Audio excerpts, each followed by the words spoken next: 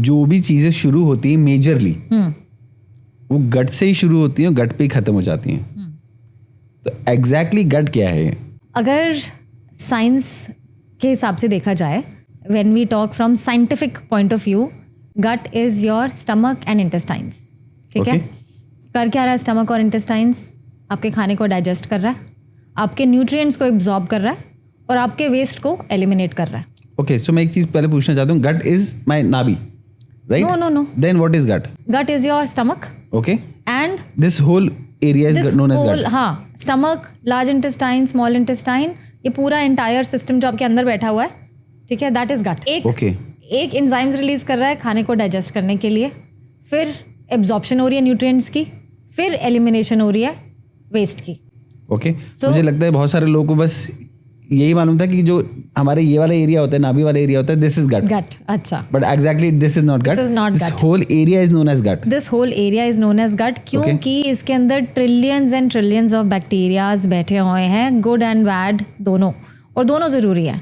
But मुझे लगता है कि गट सिर्फ ये नहीं है, मुझे नहीं लगता, मतलब अगर हम एंशिएंट अगेन आयुर्वेदिक वे में देखें या फिर अपने दादी नानी की बातें सुने, तो वो बोलती थी कि खाना चबा चबा के खाना है। क्यों? क्योंकि हमारे मुंह में भी एंजाइम्स हैं। Okay, there are enzymes in our saliva. अगर हम खाना धीरे धीरे चबा के खाएंगे, आपको एक्चुअली पता चलेगा कि खाने में ऑलरेडी कितनी स्वीटनेस है, कितनी सावरनेस है माउथ में। Mindfulness eating. वो माइंडफुलनेस ईटिंग टर्म अभी आ गया है, लेकिन अगर हम पहले देखें तो बोलती थी, मेरी दादी बोलती थी 32 बार चबा लो। बिल्कुल सही कह रहे हो, राइट। हमारे होते इतनी बार चबा के खाना है, गिनो उसको कितनी बार चबा रहे हो। तो मेरे चाचा जी बड़ा मजाक बनाते थे, वो बोलते थे कि फिर तो ऐसा होगा, मैं नाश्ता करने बैठूंगा लंच का टाइम हो जाएगा, लंच नहीं करने बैठूंगा तो डिनर का टाइम हो जाएगा। But the whole idea was कि आप जितना माइंडफुली या जितना स्लो खाएंगे, आपके पेट को उतनी कम मेहनत करनी पड़ेगी, आपका डाइजेशन उतना स्मूथ रहेगा, और आपकी बॉडी बाकी फंक्शंस पे ज़्यादा ध्यान दे सकेगी रादर दैन यहीं खाना पचाने में। तभी पहले लोगों को इतनी प्रॉब्लम्स नहीं होती थी। बहुत कम सुनते थे हम किसी को ब्लोटिंग हो रही है या फिर किसी को एसिडिटी, एसिड रिफ्लक्स हो रहा है, क्योंकि हम तसल्ली से बैठ के चौकड़ी मार के, आजकल हम कैसे खाते हैं, ऑन द गो, चलते फिरते खा रहे हैं, राइट। ना दिमाग को समझ में आ रहा है, ना सलाइवा को समझ में आ रहा है, कार में खा रहे होते हैं, कार में खा रहे हैं। मैं देखता हूँ, मतलब मैं क्या देखता हूँ, मैंने खुद खाया कई बार कि जैसे मुझे गुड़गांव से नोएडा ट्रैवल करना है, तो मैंने रख लिया है, मैं ड्राइव करते जा रहा हूँ, खाते जा रहा हूँ। तो आपका आधा ध्यान ड्राइविंग पे है, आपका बाकी ध्यान खाने पे है, और mind is also not able to process कि आप फुल हो गए हो या नहीं फुल हुए, बिकॉज इट इज डिस्ट्रैक्टेड। तो माइंडफुलनेस, फुल ईटिंग तो हो ही नहीं रही है। ब्लॉटिंग, अभी आपने एक शब्द यूज किया, what is bloating? Bloating is, आपने कभी फील करा होगा खाना खाने के बाद ऐसे लगता है पेट फूल गया, हाँ, है ना? राइट। आइडियली पेट नहीं फूलना चाहिए खाना खाने के बाद, इट शुड रिमेन फ्लैट। तो क्यों फूलता है पेट? बहुत सारे फैक्टर्स हो गए हैं आजकल तो वैसे, बट अगर आप देखो, एक तो we have to blame this to the system also कि खाना आजकल we don't get pure foods, right. सब फूड्स में कुछ ना कुछ पेस्टिसाइड्स हैं, और हम एक्सपेक्ट भी नहीं कर सकते कि पूरी खेती ऑर्गेनिक हो रही हो, बिकॉज हमें इतनी पॉपुलेशन को केटर करना है, नंबर 1 नहीं पॉसिबल है, राइट। दूसरी चीज़, एज यू आर सेइंग, बहुत ऑन द गो खाना खा रहे हैं हम लोग, बहुत फास्ट, बिना चबाए, लेस च्यूइंग मोर swallowing, तो हमारे पेट को ज़्यादा काम करना पड़ रहा है। That is another reason your stomach feels more bloated, मतलब फूला हुआ लगता है। तीसरी चीज़, हम लोग फाइबर कम खा रहे हैं आजकल, because junk food has become very common, fast food has become very common, and हमारे गट में बैक्टीरिया को फाइबर चाहिए ही चाहिए। उनका काम है उस फाइबर पे फीड करना और अपनी हेल्थ को बेटर करना। मैं बैक्टीरिया की बात कर रही हूँ। एक बेसिक क्वेश्चन फिर से पूछना चाहता हूँ आपसे। हम फाइबर की बात करते हैं बहुत ज़्यादा कि फाइबर ये है, फाइबर वो है, बट मैं अगर किसी से पूछूंगा कि एग्जैक्टली फाइबर क्या है, तो अगेन बहुत सारे लोग होंगे जिनको फाइबर की एग्जैक्ट डेफिनेशन नहीं मालूम होगी क्या है फाइबर। तो व्हाट इज फाइबर?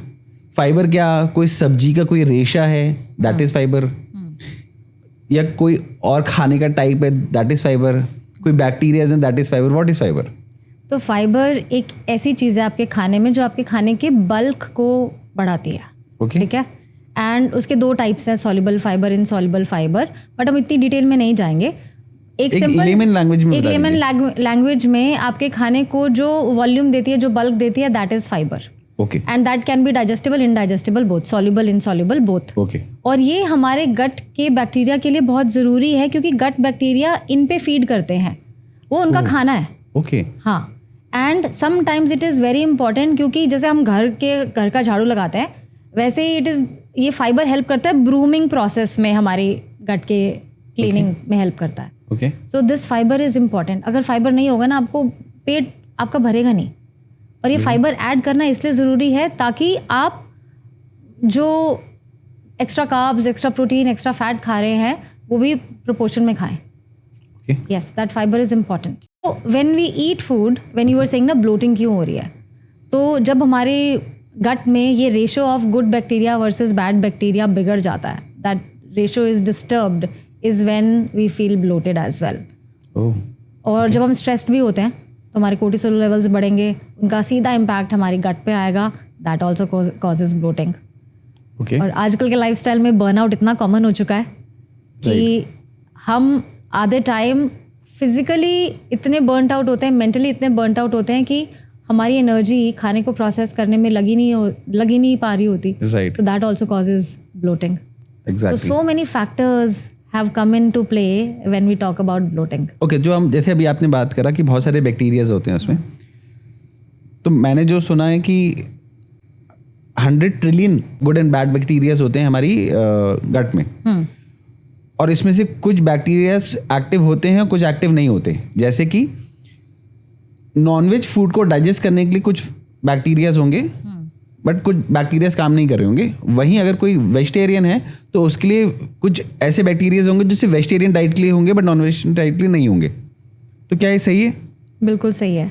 अगर आपकी गट में ट्रिलियंस ऑफ बैक्टीरियाज हैं, दैट डजंट मीन कि सारे एक साथ एक्टिव हो जाएंगे। Okay they will only get activated जब उनको अपने टाइप का खाना मिलेगा।